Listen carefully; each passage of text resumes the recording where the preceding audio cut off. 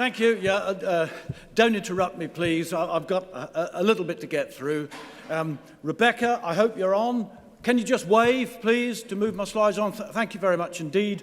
I'm going to do what Gerard Batten asked me to do, who is our Brexit spokesman. I'm the agricultural spokesman. He said, Agus, can you take 5 laws that you would like to repeal? So we'll quickly go through those. I'm struggling to see that. Law 1, live exports, a very emotional subject. It's one thing to send a load of lambs to a slaughterhouse in Belgium to be killed. The problem is, when they get there, they can be transferred onto another lorry to go in one hit to get to the south of Italy, and then they are very light indeed. There's nothing we can do about this because we're in the single market. So we need to repeal the legislation that allows it, and you'll see there that in the middle block. Sorry, I can't see it from where I'm standing, but that is something that we can do, and I think that most of the public would be very pleased about that. The second law is nitrate vulnerable zones. This is a little bit more technical. We have a unique soil type in this country, to put it like that, where the nitrogen level is high per se, whatever we do as farmers. We never had a problem with high nitrates in water affecting our health when we ran the show. The EU created a standard that was impossible for us to achieve in the eastern half of this country. That is a law we need to repeal. You cannot keep saying to somebody, you have to fit 1.5 pints into that pint pot. It can't be done. It can't be done. We've got to get some common sense into this, and the British people are quite capable of doing that. The third one, what does that say? Labelling. Right, you may or may not know it, but the British government cannot legislate on food labelling. We're not allowed to. The European Union say what labels go on, and this is very confusing for consumers who are drinking Irish milk thinking they're drinking British milk. You cannot say something is good because it comes from Britain. Well, we can change that. We need to change it. The consumers need to know what they're consuming, and so we will repeal that bit of legislation in the middle block there. I can't see it myself, but that is the technicality of it.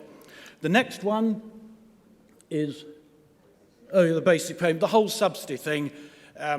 That is all enshrined in EU law that then becomes enshrined in our law. It has got incredibly complicated, so that we now have to talk about the thickness of tree trunks, and doesn't anybody know that next year they'll be a little bit thicker? Things don't stay the same.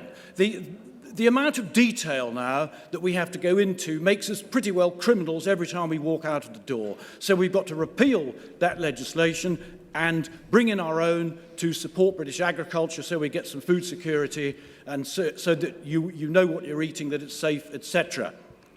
The final one, this all came about actually from a mistake in translation. We used to have meat inspectors in our abattoirs who did a very good job. It was their job to look at the meat as it was being cut up and decide if there was something wrong with it from a human health point of view and get rid of it.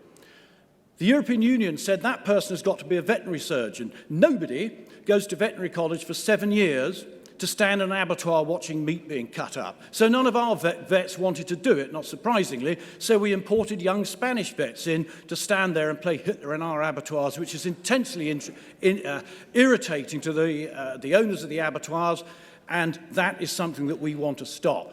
So I'll now go on to my favourite, or I say favourite subject, is the topical subject of the time. And I'm going to talk you through what it's like to get a dose of avian flu on your farm. So you're farming away happily as a poultry producer, and you notice one day that mortality's crept up a little bit, and that the birds aren't eating and drinking the way they should. So you call in the vet, because it often happens. There are various different reasons for it. The vet has a look round and says, I don't like the look of this. This might be avian flu.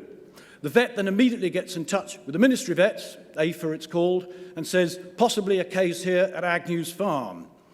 Within a few hours, the ministry vets come out to the farm, to the unit, and they take various swabs and tests, etc., and they take them back to a laboratory to analyse them.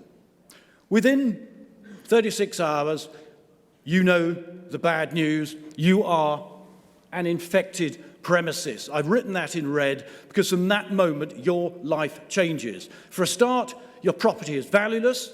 The banks would have every reason to take away any loans, etc., stop supporting you. You are completely in the hands of the ministry. They tell you what to do. They will tell you that they are going to send in a culling gang to kill all your birds. Now, in the outbreak in Lincolnshire a few weeks ago, that was a 6,000 bird turkey unit.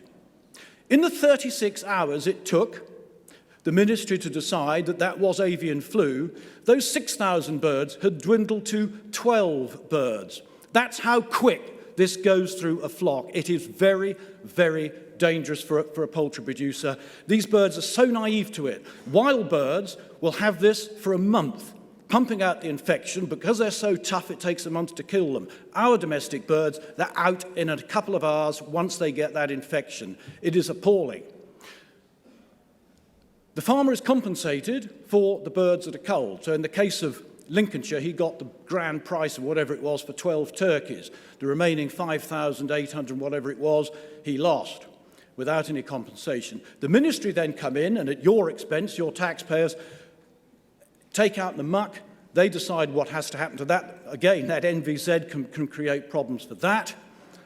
And they then clean out your unit to the satisfaction, to the stage that they say that unit cannot infect another one. The big problem, though, comes in that secondary cleansing and disinfection. Because if you want to keep poultry in that unit again, you have got to get involved in that at your own cost. It's very, very expensive. I have been told that my unit, it would probably cost £250,000. Yes, because you have to get rid of a virus from every single surface. You have to take everything to pieces. There's all the outside door verandas. It's a massive task to try and sterilize all of that.